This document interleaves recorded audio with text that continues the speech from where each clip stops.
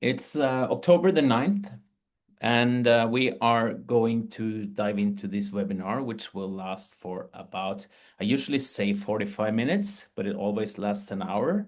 I don't know, probably because the people in this room always are so eager to talk a lot. So, but I guess that's a good thing because we have a lot of good information coming. So we'll be spending about 45 minutes, an hour, and this will also be recorded for those of you who are not able to participate through it all or by any reason have to leave. You will always, of course, get a video of this webinar afterwards. Yeah, I guess that's on the, it's pretty clear. And just to frame this webinar just a little bit, I was sitting in a meeting with a colleague of mine some time ago. We were in a meeting with some hopeful startup people, and they had done their pitch, and it was a pretty good pitch, pretty good idea and all. And I was expecting Morten, my colleague, to go into this, hardcore sales pitch and try, yeah, you should choose us because of this. And he just leaned forward and he said, "Are you sure you want to do this much harm to yourself?" And I was like, "What? What did you just say?" I mean, that wasn't what I expected him to do. And it went well, actually. We started working with that startup and all, but it got me reflecting on, I've been through a few startups myself, actually quite a few, and I'm getting old now, so sort of learned quite a lot and experienced quite a lot and sort of been through a lot of the hardships. So I kind of forgot a little bit how it was. Was it really that hard? Is it that hard? Was Morten right? Was he wrong? And so I figured we should talk to someone who knows something about this, right? Someone who's in a startup right now and someone who's been there and just have a talk with them. And of course, for all the startups, people out there with an idea, with a dream, I hope that these webinars will give you some tools to be able to say that, okay, I'm actually going to do this. It might be hard, but I will try. So that's to frame it all. And the people who's here today to help me out with sharing great information to you guys is Vidar and Chris. And I'll leave it to you guys to present yourselves. And you could get about 30 seconds, a minute, and think, was Martin right in asking that question or not? Let's start with you, Chris. Hi, I'm Chris. I work in Impact Startup. I think Morten is definitively right. I think before you start a startup, you should um, think think carefully around. Do you know this market well? Do you know these customers? Do you know how to build this? Um, so yeah, basically he's right. But also it's a lot of fun to build a startup. All right. Vidar, you have the Uh, longest title here on the slides. yes, I'm Vidar. I'm actually a psychologist, and I work at the Norwegian School of Sports Science as an associate professor in psychology, where I teach actually in teacher education and in outdoor studies, and also I teach in some subjects related to innovation and entrepreneurship. So we want to kind of teach our students to become entrepreneurs and do startups. That's kind of the big goal with this. And I'm also involved in some startups or companies. A company like a chain of psychology clinics called Lysne, and I'm also a startup that's called the Nabolagshelse, where we provide data for about public health for municipalities.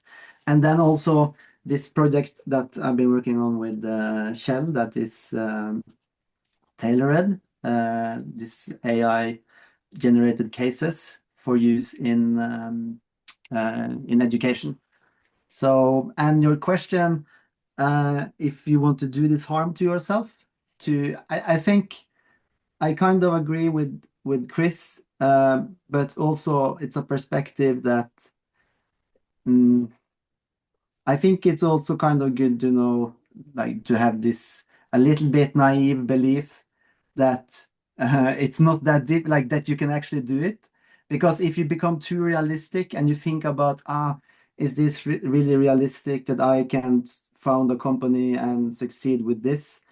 You like, you're probably gonna, and if you kind of really think that through, and it might be even just too discouraging. I think this was an interview, I think, with what's the guy who created Amazon? I should Uh, probably know that, but Jeff Bezos, could it be? Bezos. Yeah, I think it's him or someone else. They asked him, like, if you knew, kind of, would you do this again, kind of, and then he said no, he wouldn't do it again. But this guy or some other like entrepreneur guy.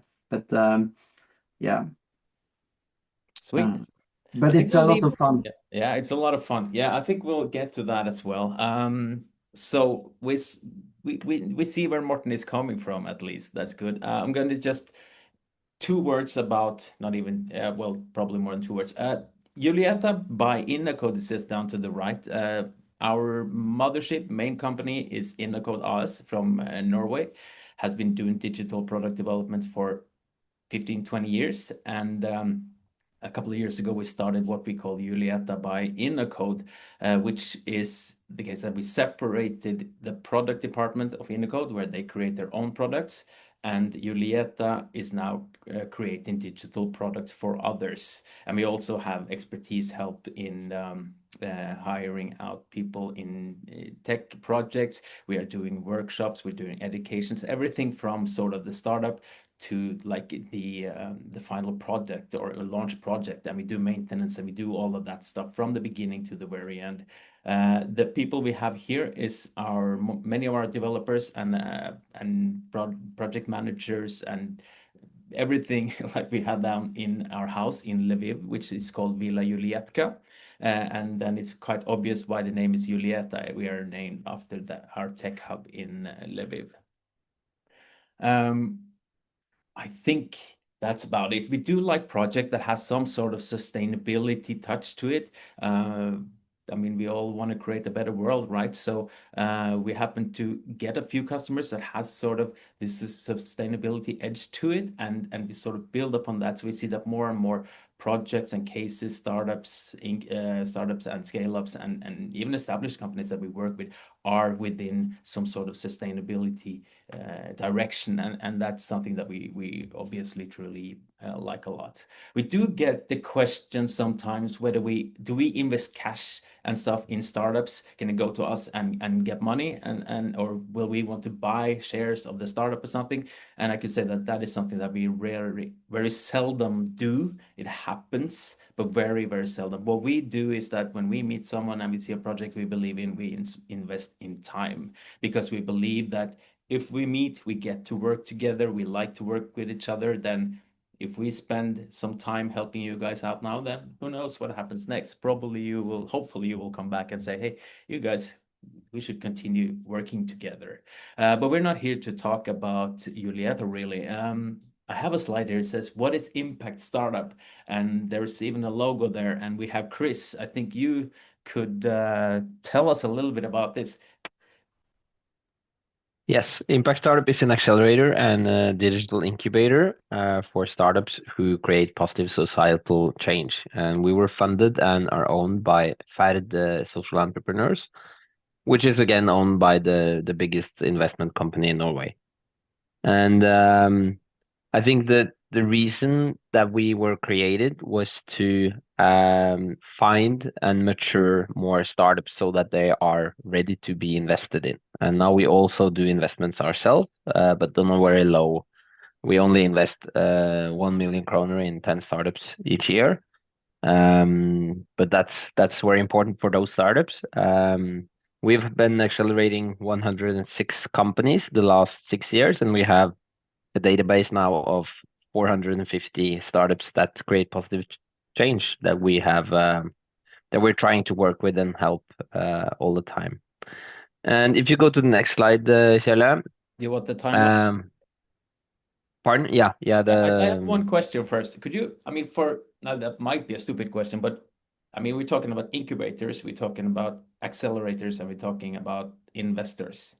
Yes. Could you explain those three very, very quick? What's the Yeah, difference? basically when you're really fresh out of the ID box, you can go to an incubator and you can get some help, you can get some tools, you can get some one-to-one guidance, and you can go to a lot of events that will help you and guide you in the right direction.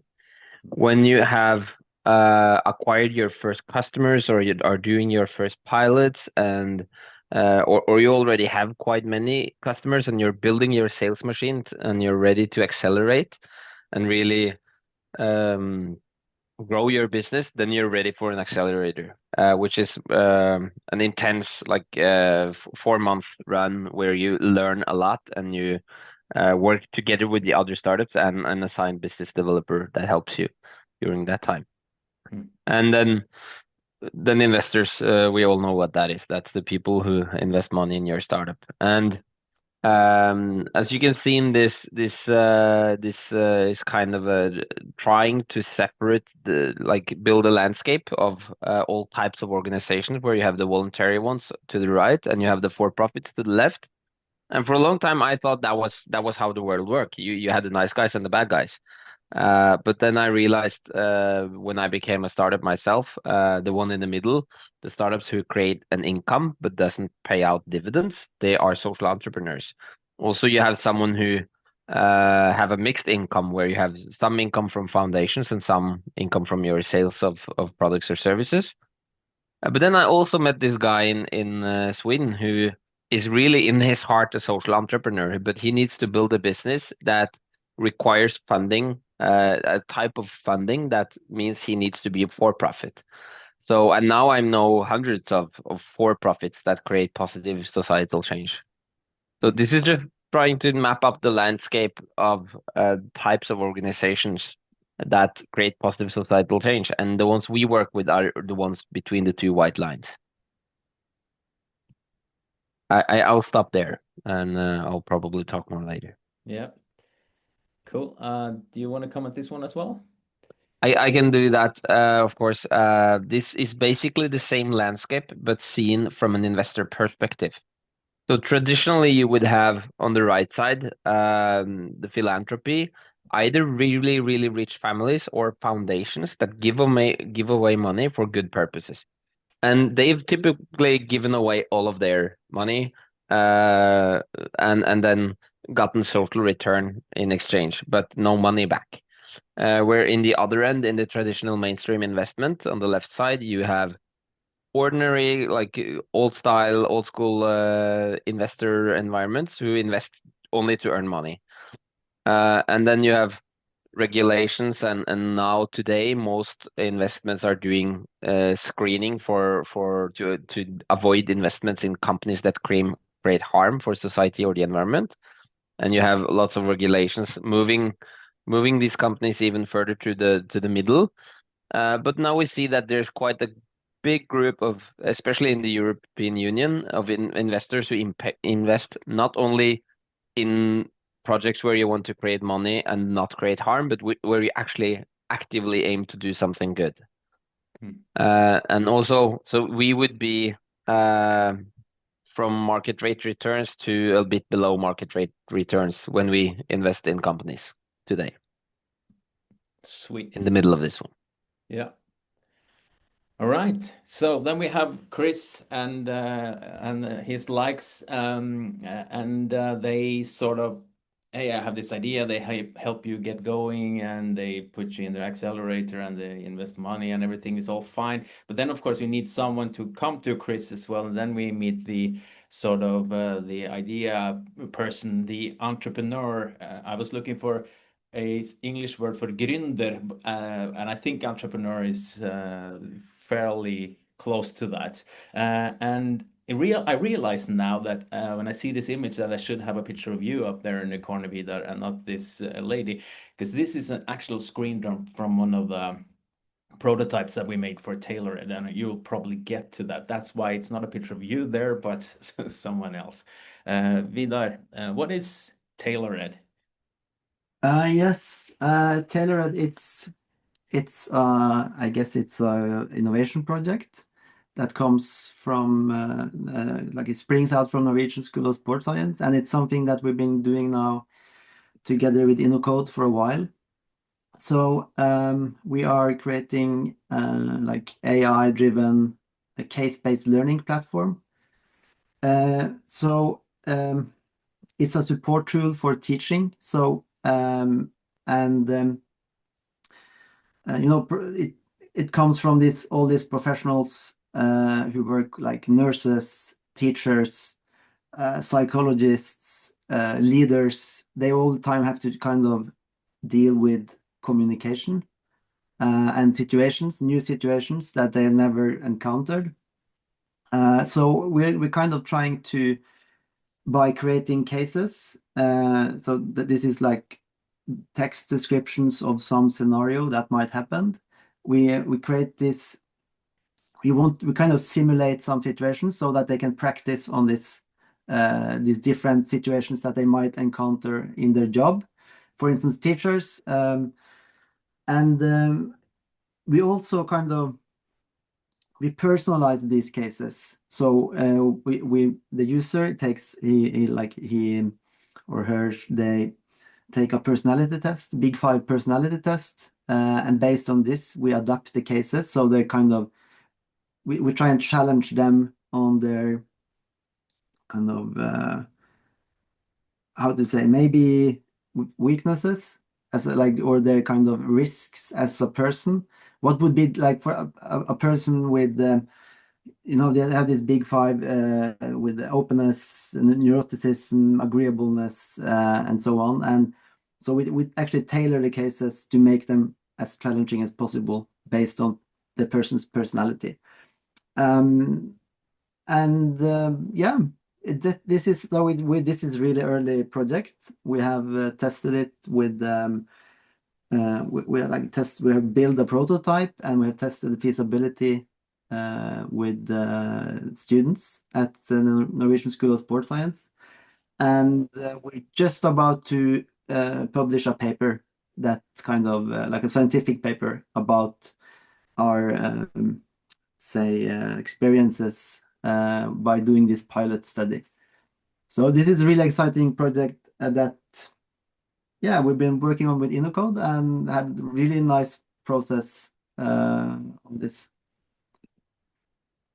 Sweet. And then you're a man with mange jern i ilden, heter det på norsk. I'm not really sure a lot of irons in the fireplace, probably not the right translation. But anyways, what is this then?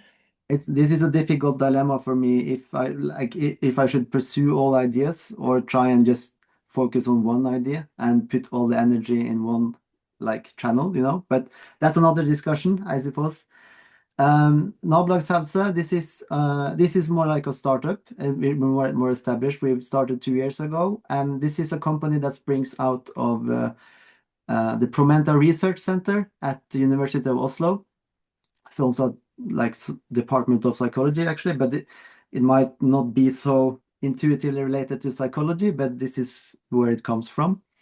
And we are building a tool, a dashboard, a digital tool for municipalities and counties, and to help them collect all the data they need about their municipalities regarding public health and living conditions in one place. So the vision is the vision is a little bit to create an innovation platform. So we collect all the data, we quality assure the data and put it in one place. And when we have this, all sorts of things are possible to build upon this. And also what we do, we provide our data. It can be, for example, data can be, you have all this National Health Service that kind of measure the population health, and we have registry data in Norway that's kind of, we have so much data about people's health, and what we do, we aggregate this data up to kind of optimal level where so we divide the municipalities into zones, nabolag or neighborhoods, and these neighborhoods they are kind of we have this algorithm that makes this neighborhood the optimal size for kind of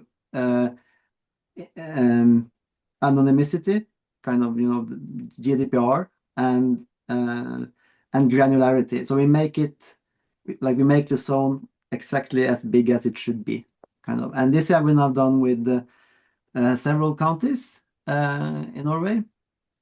And then the next step is to provide data about this on these zones, and it actually helps the counties and the municipalities to know what is the like how is it what's the public health in neighborhoods in my municipality, and this helps them to direct. First of all, it helps them to identify social inequalities in health, because we know that there's a big difference between neighborhoods in health, and also and by doing this they can also kind of target their interventions and their plans for the future. So it kind of to plan for alleviating these differences in health and living conditions. So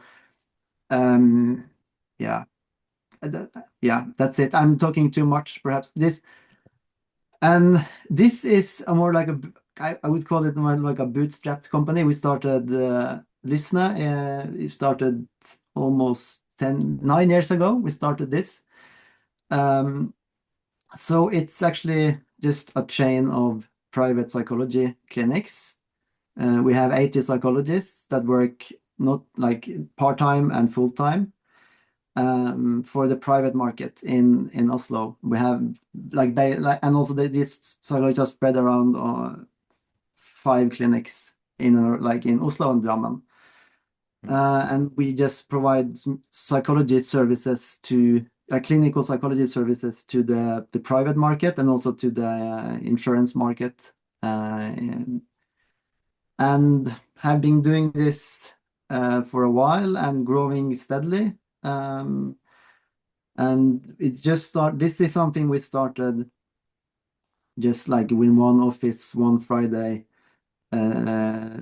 several years ago. We noticed that we get more referrals from clients than we can take on ourselves. So we made like a nice website, and we just started getting a lot of referrals. And so the next step was to get new psychologists that work for us. And then we have this business model that we provide the facilities, everything that the psychologists need to just start a private practice. So it's kind of a psychologist's private practice in a box sort of concept. And we take a cut from the total revenue, and and this is also a really fun and kind of company. And we just also recently got a huge grant from the Norwegian Research Council to do research on personality and how we can, and we want to use this kind of as a jumping board into the more into the B2B market in mental health.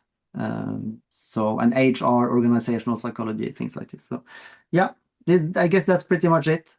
That's awesome. I think you're laying the ground pretty well here, both Chris with his impact thing there and your companies here, because you are touching upon some of the sort of statements and things that we will discuss now for the next 35-40 minutes or so.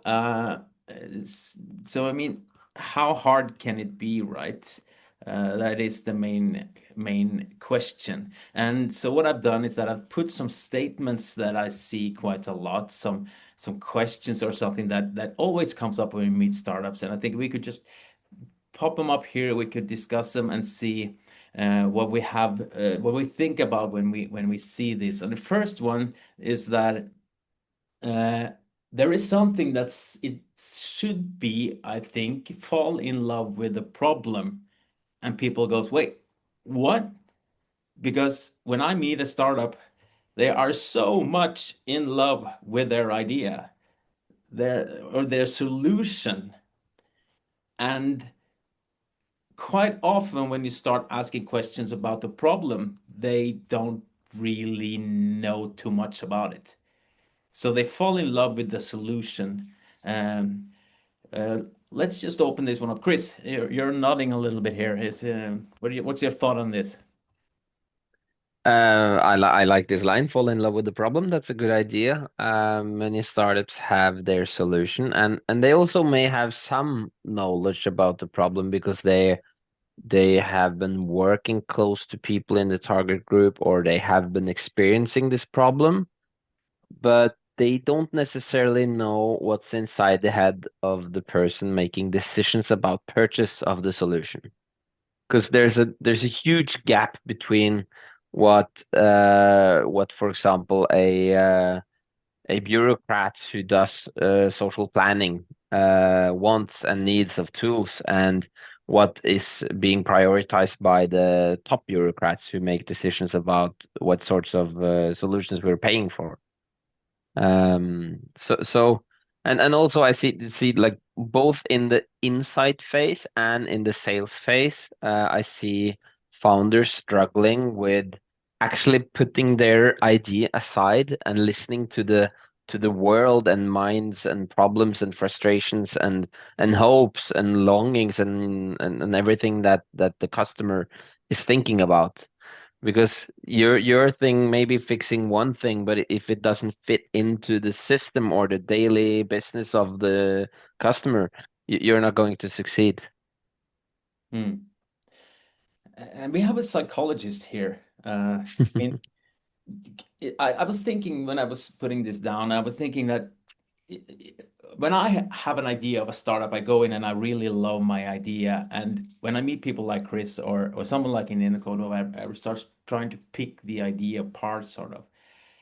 Then I get a little offended, right? I get a little bit, hey, they're attacking my idea. And isn't it best for me just to not talk to people like that and just go on building stuff? How do you see, Vidar? How did you do in this case? What was your problem? Did you find you were, Well, yeah? yeah, I also really like this statement, and I think it's about. I think also it's very easy to come up with ideas for cool features and like cool ideas that do like has like cool functionality, and or but in the end, they need to solve a problem for someone in such a degree that they want to pay for it. And if you're it's in the nature of starting a company that you need like at one point you need some customers. And if you fall in love with like understanding the problem that they experience, it makes it much more likely that you create also a solution that actually solves their problem. And I think this is something like, for instance, in Nabolagshelse, it's something that we take very seriously by working really closely with the customers, like from almost from day one. So we started by we got help to define our concept, and then we took our concept and we presented it like very early to people actually working on this. And is this something that is this interesting for you? How does this help you to solve your problem? If it does, how would you change it and modify it? And then we did like interviews, like you can do like talk to 5 to 10 different, do like structured interviews that's recorded and transcribed, and then you have a lot of data to help you go back to the drawing board and revise your idea, and Because perhaps it then did start change your building. idea, right? We I think often I think we started out with like really broad. We just have this. Our concept was we just want to collect data. We love data. We love like public health data, and we love databases and like and like doing analysis on data. So our vision was to collect data, and we just had Let's this. put the data together. Yeah, and we just have this That- intuitive feeling that okay, that's gonna sell. But I think so. I think some of the very first steps was also to understand who should for whom should we solve a problem and what should this problem be. And so we had like started out maybe we can do something for real estate agents or real estate developers or insurance companies or targeted marketing for Facebook, whatever. So we ended up that we want to do something that's really meaningful and to solve like a societal problem. And we think that this is done through the public sector with the municipalities that has the responsibility for this. And so we just had to kind of narrow everything down and then go and talk to those people to see if they understand what's your problem, how do you solve this problem today, how can we kind of make this and the problem should no I'm just talking too much, perhaps I'll stop there. Yeah. Yeah, because what I hear is that it seems you had some idea on some concept and you were sort of looking for something to solve with it. No? Yeah, Yeah. that's Yeah. pretty much it. Yeah. So Chris, And that's very typical. yeah, That's exactly. and I think what you're doing right with that is that you're talking to the customer about this. Like, okay, we have this thing. Can you use it for something? Could it be important for you somehow? Or and critically, could it be so important that you would be willing to allocate budget for it? I just gotta deal with my son for a second, and then we'll get peace. Yeah, no problems. This is modern days, right? So taking care of the kids is sustainability on a high level. Yeah, so okay, that was the statement. Fall in love with the problem, and that means that, I mean, you can interpret it in different ways, but it's really much about finding a problem you want to solve and then see how you can solve it more than finding a solution and see if you can find a problem to fit the solution. Let's see what the next statement is about. This is something I think that's pretty close to your heart, Vidar, because we met first time in a workshop with Growth House for the University of Oslo. And the Growth House says on their webpage that Growth House contributes to a stronger innovation culture and to more knowledge from research being put to use. We help researchers and students to mature early stage ideas. And I believe that's probably why you were in the workshop. And I was talking a little bit about the steps from the early idea to how to get it on to actually be something, finding a proof of concept and such.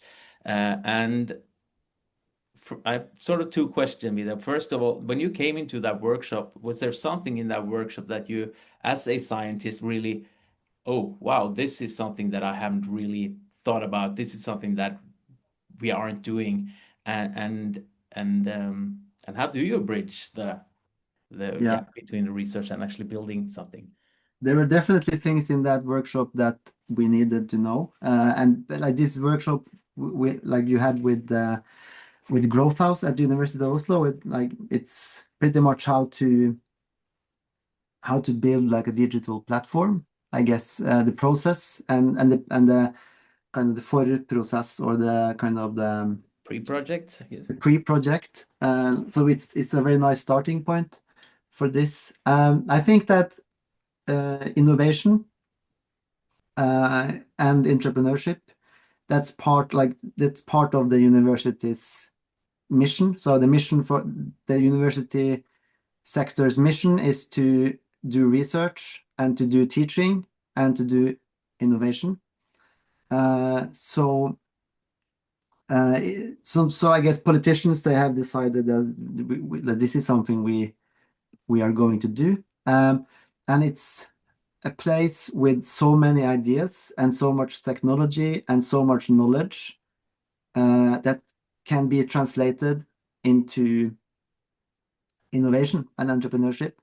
And there's such humongous potential in this. And there are some disciplines or some kind of subjects that are ahead, like for instance, medicine. They have been having like this driving innovation environments for many years, and you see like new kind of vaccines and different medical devices coming out from the universities and actually changing, like having this profound impact on society by improving health for people. But there's so many, like for instance, within my field in psychology, this is totally underdeveloped, and there's so much going on. There's so much knowledge that could be put into entrepreneurship. And I think entrepreneurship is one way of kind of disseminating your research, or translating your research into something that has impact, and to bring it to the world in somehow. So this is something I think is incredibly fun, and I think also it's incredibly important to get, like, to maximize the value that we can get from research and also education. So and I think what's a big challenge for people with ideas, like say that you work in psychology or some other discipline, or you're a researcher working at the university and you have ideas. I want to take my idea and make it like available to the people through a web app, or I think a lot of people have an idea for an app they want to create, right? But they don't have the technical skills. They don't have the entrepreneurial skills. They don't know what's the process of building a web app, right? And this is what we learned from attending this webinar, this seminar with you, Kjell. And also it provides it gave us this competence to know how, because we're not web developers. We are like data scientists, but we're not web developers. So it also provided us with the knowledge we need to go and kind of purchase what we need from other people, like what the things that we're lacking in order to translate our ideas into real stuff, I guess. Yeah, I think personally, when working with a lot of researchers, I think I see another challenge which is quite interesting. We'll move on soon. Time is flying, but I think what I see quite often in startups, especially working with researchers and scientific people, when they are trying to tell me what they want to do and they present their idea. I have a background as a sort of brand builder, a creative director, a communicator. So I've been working a lot with concept development, both visually and, concept like words and branding and that stuff. And that's what I see is lacking very, very much, because I don't really understand what they're trying to tell me. Maybe I'm not exactly the target group, but still, it's like, why should I want to invest in this? Why? Well, I see a lot of charts here. I see a lot of facts. I see a lot of rational arguments. I see a lot of, yeah, I understand. It's great, but why? The lack of passion in and the feelings in what they present to me and telling me their story. Well, I want to do this because when I grew up, it was like that, and that's why I want to do it. Okay, I get it. And all the facts that you present to me, that's good. That's the proof that it might work. But I really want to hear why. What's in your heart, Chris? What do you see? Do you see a lot of passion in the pitches they come to you with, or is it? I see a lot of passion, but it's funny when you talk about the way that scientists present their business ideas, because I see the same with scientists and technologists and any other founder. they are very technical about what they're doing. They're talking about the advantages of their solution, and they're listing the advantages. It's good because of this. It's good because of this. It's good because of this. But then again, I have the same question as you. Why should someone buy this? And when you're mentioning apps, I have to say, like, there are so many people coming to us with an app idea. And this app will be great because of la di la di da. But okay, turn it upside down. How many apps do you have? Okay, you have lots of apps, but how many of them are you paying for? Okay, you're paying for your music app. You may be paying for your Netflix app, and you're paying for the app that you use to find women or guys or whatever you're attracted to. And that's the apps you're paying for. And some of us have a few more apps that we're paying for, but your app idea is kind of outside there. It's not that important that anyone would be willing to pay for it. Mm. So even though your idea, if created successfully with the customer, would benefit someone and be really great for someone, it may still not be so great that someone would pay for it. And I think this journey is so difficult, and I think finding out all these things are so difficult and takes so much more time than you expect. And that's what Morten is talking about when he says, "Do you really want to hurt yourself this much?" And I had some learnings from when I started, when I first had my idea of hiring former drug addicts to collect waste from households. I was a student, and I realized I had my glass full of metal waste, and I wanted someone to take it away from me. And since I had this problem, I thought all other students would have this problem. And I didn't really think how much would I pay for it because just loved the idea so much. Luckily, I started it, and later on, like 2 years after I started it, I found out students were not at all in the target group. People living in rekkehus with families in row houses would be the target group, and they are paying for this service as of today and employing lots of drug addicts here in Oslo. But you need to get out of your own head and into your customer's head. That's where you find the success, and that's what I think Vidar is doing very great. Sweet. We'll leave that one there, and we're gonna skip this one. But it's about starting small, right? Really small. That realizing that what you build in a startup in the first place isn't what the product is probably going to be. It's more about, I mean, in these days with AI and all, you could create a prototype or something, an MVP or whatever, really, really quick. I would just say that even though you can build something with AI, that doesn't mean that you can't do you shouldn't do the process that we are talking about, because that is what is really important. And a lot of people seem to forget these days that, hey, I can just build it with AI and I'm done. My startup is great. It's not the case, but you should start small, right? You should just do something to get going. We could discuss this a lot, but I think we'll skip to this one. It's similar, and this is something that you did discuss quite a lot with Morten in some previous webinar, I believe. Then, I mean, I'm a startup. What do I do? How do I get? I mean, should I start by selling my thing, which I don't have, or should I build something that I can sell? I think we could start. Chris, you have any thoughts on this one? I think you should talk to the people that would buy it before you start building. Too many start building to have something to present when they go to their customers, and if what you present doesn't suit them, or it somehow it may have taken you on the wrong direction. It may not be feasible as an idea at all, but it also may have been, but you took it in the wrong direction, so you're kind of missing out on the opportunity. So I would find some of the people who would be in position to pay for the service that you want to create. And if you find some of these people and they describe the thing that you're describing as a problem, then you can ask them, okay, what are you doing to solve this today?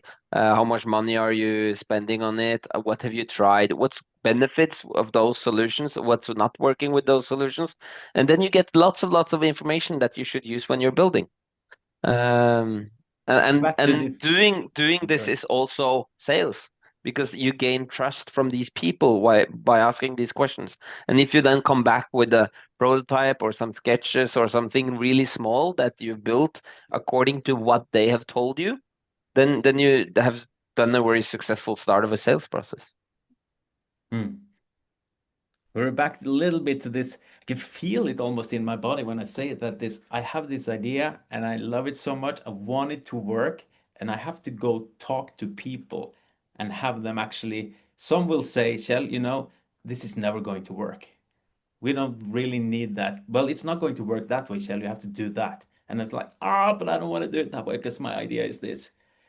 And that hurts as well, right?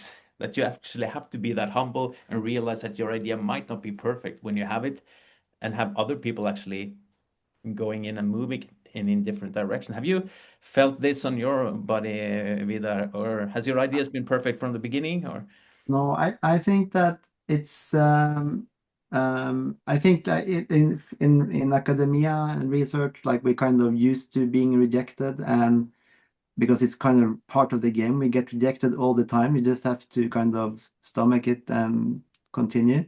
And I think getting rejections or being kind of I would rather take my idea, a prototype, and take it and show it to someone, a customer, and have them rejected once, like just this will never work, or I don't like it this way, or I wouldn't buy this, than to spend a lot of time to build it into a prototype, a more advanced prototype, and then waste a lot of time on the way. So I think that's just another reason to start small, right? That you it don't is. build something. Yeah. I would say if you're a researcher and you have this innovation idea, I would kind of start very small by making some. You could get help from a UX designer, for instance, to just make mock-ups of your idea and just take them to customers, 10 different customers, and try and get some systematic feeling of how they kind of like your idea, and then refine the concept and then build it into a prototype, for instance. Or just make some sketches just draw it on a paper, and show it to someone, and someone that's probably show it to someone that will be honest and critical. Yeah. I think getting critical feedback, I think it's great for in this context, because it can then you can modify and change your idea. We got a hand in the air here, so we might have a question. Narius, did you have a question? You should be able to talk now. If you're not, you could add it in the chat. Yeah. Sorry? Can you hear me? Yeah. Yeah. Actually, I listened to Chris and Vidar, both of them, about how what should we do at first? Should we develop the product, then find a customer? And I want to know if Vidar agrees with Chris finally. I mean, Chris said you want to have the customer first, right? yeah. And I couldn't understand exactly what Vidar said. Did you sell first, Vidar? Tailor it, for instance. Yeah. Something. Did you sell no. first, or did you create something first? Yeah. I created something first, and I do agree with the things that Chris are saying. I think, and what I'm saying is, I guess it depends a bit on like what's the starting point, right? But starting from scratch, for instance, as a researcher, or I would define my concept and then show it to customers,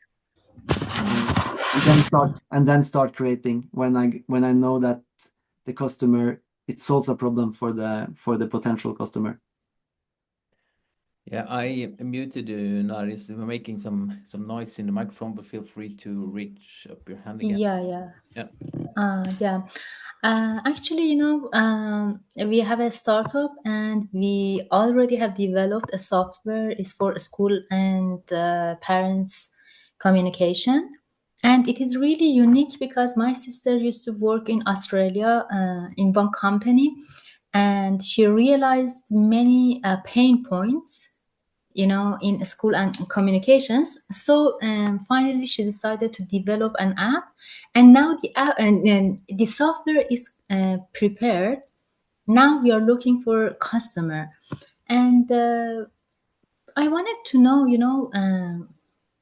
how can we, uh, how can we, make sure that what we did is the right thing. We put so much time on developing the software first, and now I guess it wasn't a good idea. It was better to find some pilot clients, then work on the software. I think we should, the time is running here, so I think, Naris, I will reach out to you afterwards and we can put you together with Chris and Vidar. Okay, So sure. perfect. But Chris, do you want to comment on this before we move on to the next? Yes, very much. Yeah. I think the first thing you should do is turn your problem upside down. Go to some school owners, some principals, and ask them, what does this not solve for you, and why? Why is this not working for you? Try to have them tell you what's bad with your solution, because probably you did a very good job and you are probably tackling a lot of pain points, but there might also be quite big chance that this doesn't fit their criteria for logon, or their how much time they can spend using such a system, or what kind of requirements they have, what it must integrate with. And maybe they feel just happy with this thing they're doing today. And if they feel happy with the thing they're doing today, they're not going to take the time to even assess your solution. So talk to principals in schools, because they are the decision makers with the budget, and they will give you feedback on your application. I think that's excellent summarized there, Chris. And Naris, feel free to reach out. I can send you a mail afterwards and we could discuss this further. I mean, it's quite interesting, these topics. And there aren't really a facet like this is right, this is wrong in these terms. You have to figure out a lot on the way. And I think Celine Dion was singing All by Myself, and she was saying, I don't want to be all by myself anymore. And I think that might also be related to this. I mean, what we're talking about here is finding someone to do this with, to walk the journey with, finding partners, and when to find a partner. We just do this one really quick, Vidar. You have a 30 seconds to a minute to comment on this. You started a few companies. When do you realize that, oh, Christ, I need someone to talk about this. I need to find a partner. And what were the first partner you were sort of looking for? Yeah, I definitely think, of course, it depends on who you are as a person and your situation, but you do have people who like to have these one-man businesses, but I think it's difficult, and then you need to know a lot about all the aspects of business development and like everything, and also what kind of personality you have. Like for me, I have a lot of ideas. I'm very innovative and come up with a lot of ideas, and I believe that everything is possible, but I have no sense of realism. So I need to work with someone who has a sense of realism, and and so I think working, like having a team that kind of complements each other is important. And so one thing is to have like a team that you're working with one, two, or three other persons on the startup, and of course,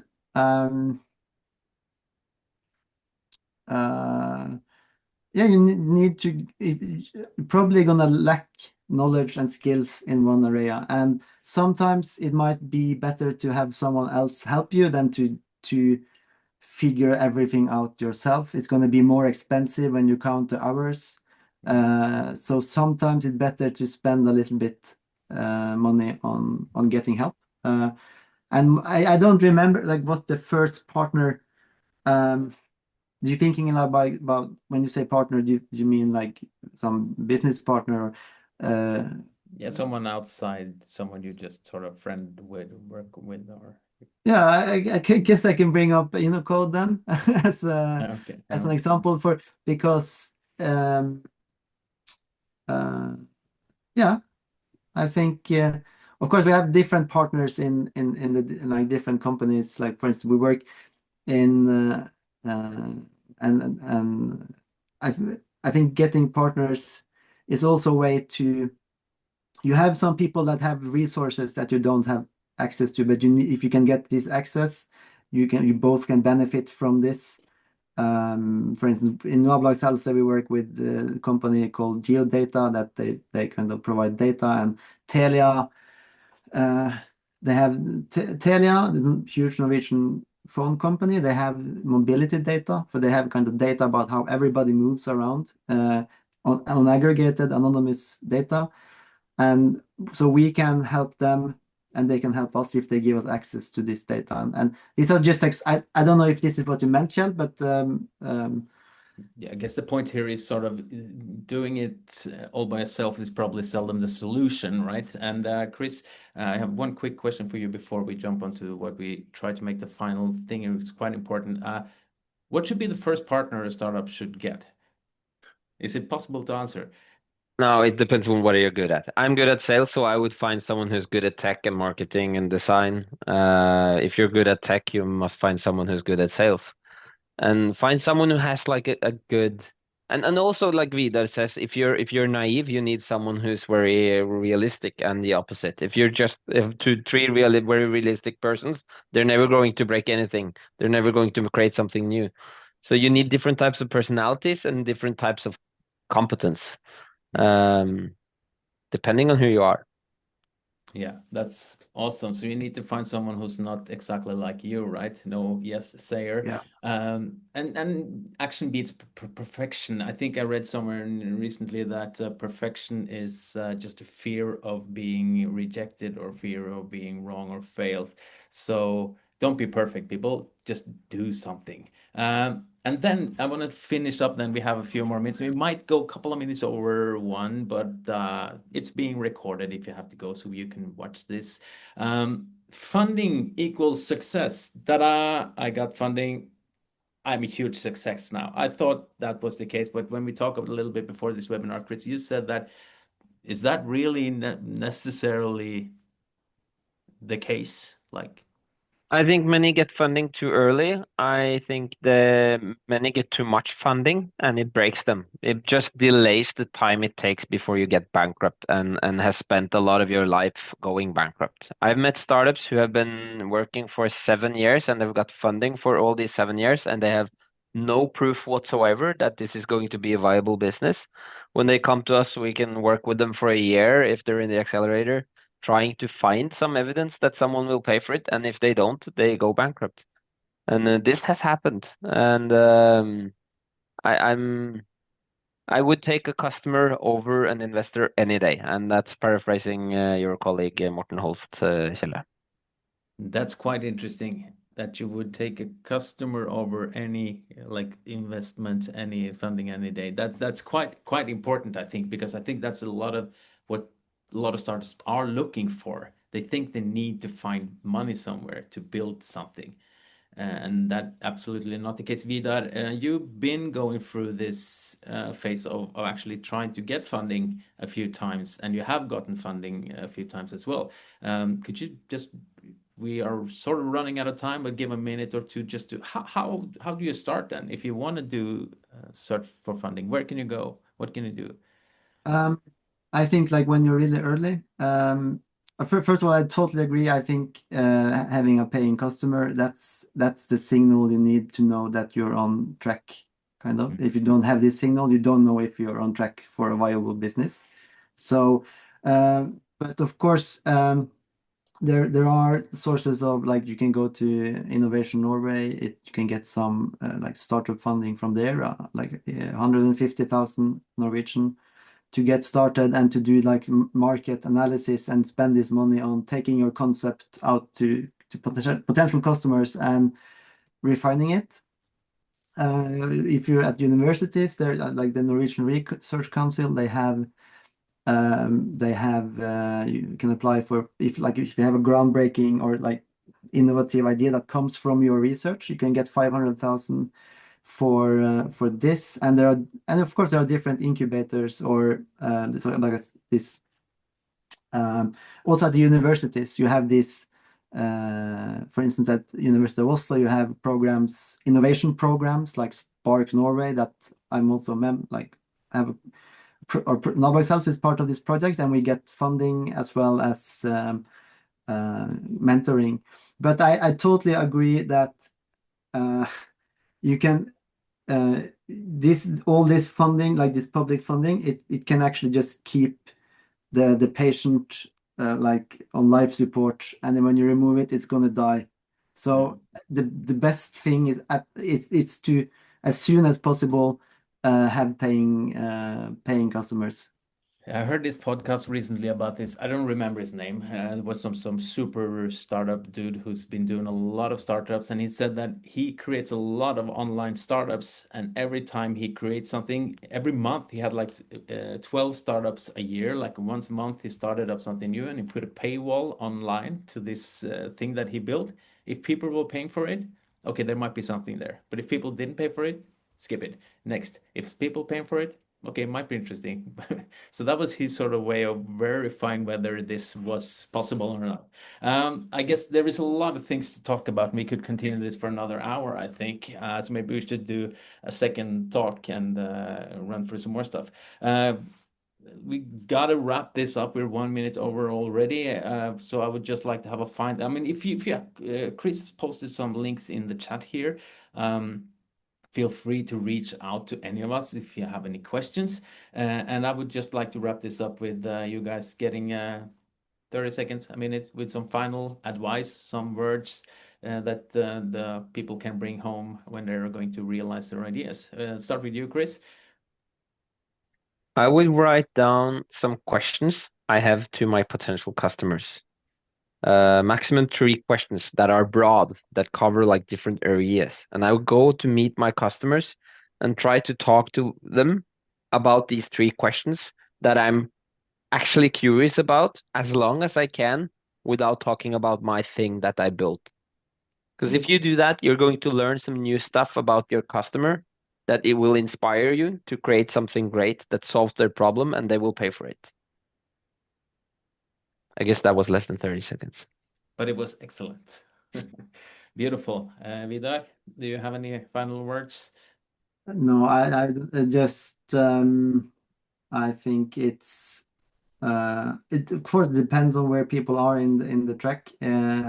If you want to start a company and innovate, it's incredibly fun and rewarding. So it's just,